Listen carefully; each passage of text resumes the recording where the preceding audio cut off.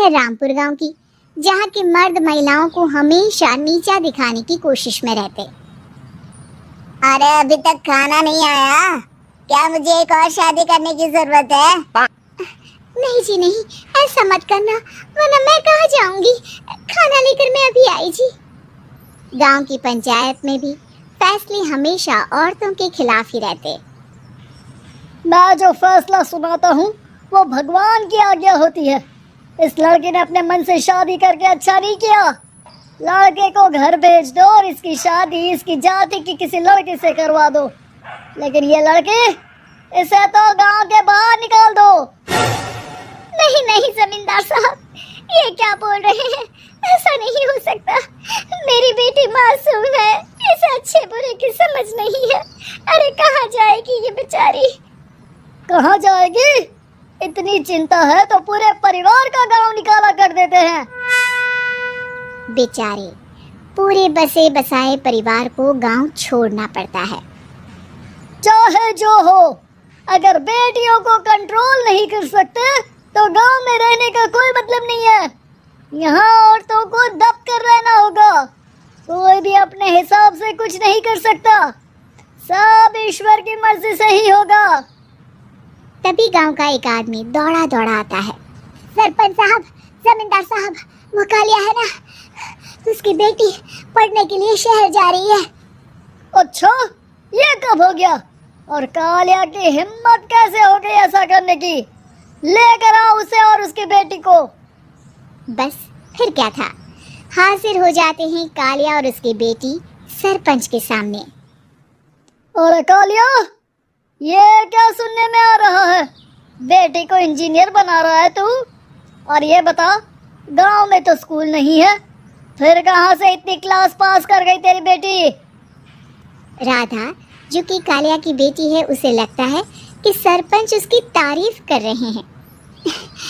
सरपंच जी, मैंने ऑनलाइन पढ़ाई की है, डिस्टेंस लर्निंग से।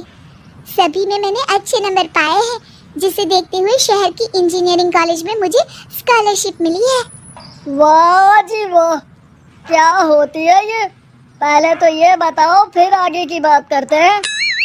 पूरा गांव राधा की बात सुन रहा था और राधा बोलती जा रही थी। तो ऐसे मैं फ्री में एक अच्छी शिक्षा लेकर गांव में जो कुछ परेशानियां हैं, जैसे बिजली, पानी और इंटरनेट जैसी समस्याओं के लिए काम करूंगी। मैं गांव को शहर से जोड़ने के लिए पुल का निर्माण करवाने का प्रस्ताव रखूंगी।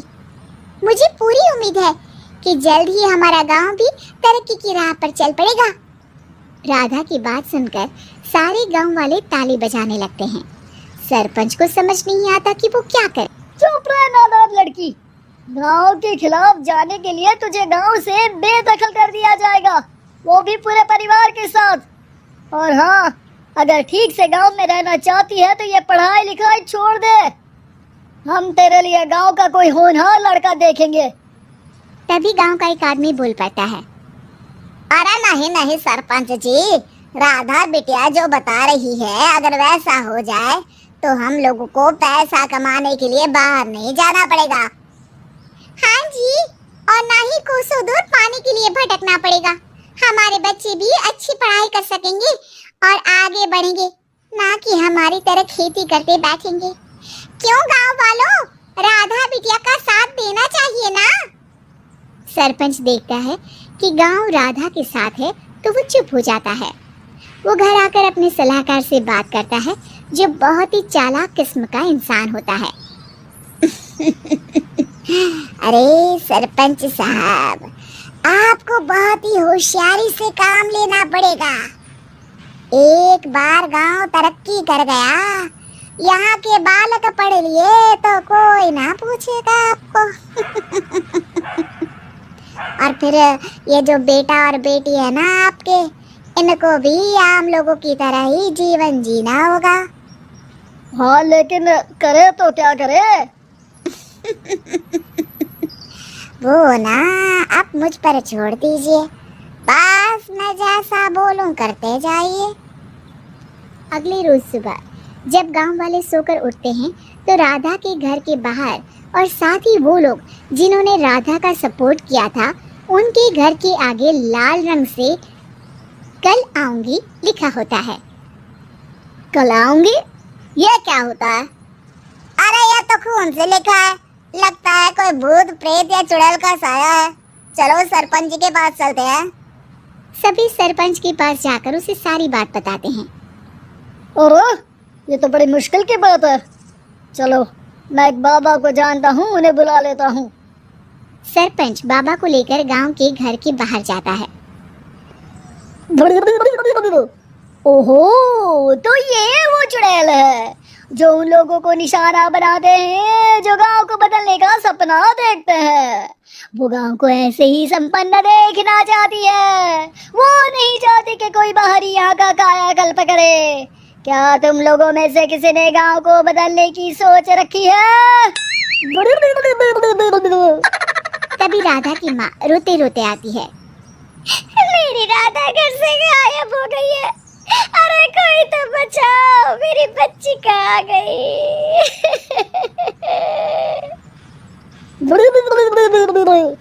ले गई वो चुड़ैल, तेरी बच्ची को ले गई। अब वो उसे श्रापित करके छोड़ेगी, उस पर चुड़ैल का साया हो जाएगा। तभी बुरी सी हालत में राधा भी वहां आ जाती है। उसके बाल चुड़ैल की तरह फैले होते हैं और कपड़ों में खून लगा होता है। सभी राधा को देखकर डर जाते हैं। माँ, पता नहीं मुझे कौन उठा कर ले गया था। अरे दूर दूर हो जा चुड़ैल, अब हम लोग इस गांव में नहीं रुकेंगे। अरे कैसी बातें कर रहे हैं आप? कल तो आप मेरे भरोसे गांव का हुलिया बदलने, अपने बच्चों को पढ़ाने और तरक्की उन्नति की बात कर रहे थे, तो आज क्या हो गया आपको? ये फिर तुम लोगों को बहकाएगी। ये चुड़ैल गांव में आ चुकी है, ऐसे ही ये तुम्हारे घर के बच्चों को भी ले जाएगी। गांव वाले राधा को गांव से बाहर निकाल देते हैं। उसके माँ बाप रोते रहते हैं, लेकिन गांव वाले नहीं मानते।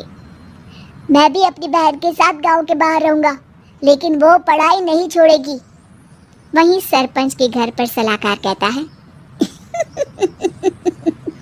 देखा, सांप भी मर गया और लाठी भी नहीं टूटी। लेकिन अगले ही दिन सरपंच के घर के बाहर भी वही शब्द लिखे होते हैं और फिर सरपंच की बीवी कहती है, हमारी बेटी को किसी ने अगवा कर लिया है। तभी राधा का भाई वहां आ जाता है। अरे गांव वालों, मैंने सरपंच जी की बेटी को देखा था।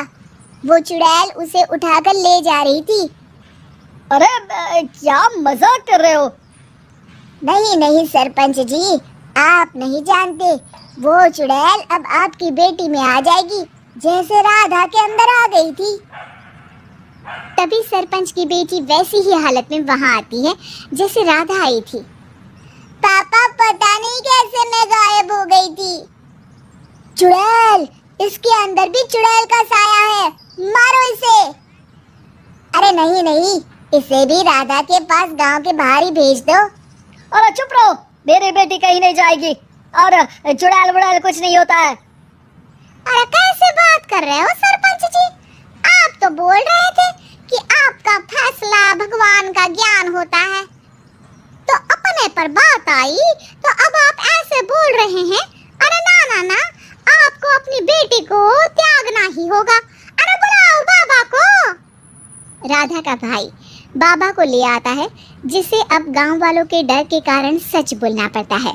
मैं कोई बाबा नहीं हूँ, मैं तो मोची था। ये सलाहकार महोदय ने मुझे कहा था एक्टिंग करने को। वो मुझे पैसे देने वाले हैं। अब मुझे माफ कर दो। गलती हो गई, मुझे माफ कर दो। तभी वहां राधा आ जाती है। देखा सरपंच जी, जब गांव के बच्चे साक्षर होंगे तो आप जैसे लोगों की चालाकी नहीं चलेगी।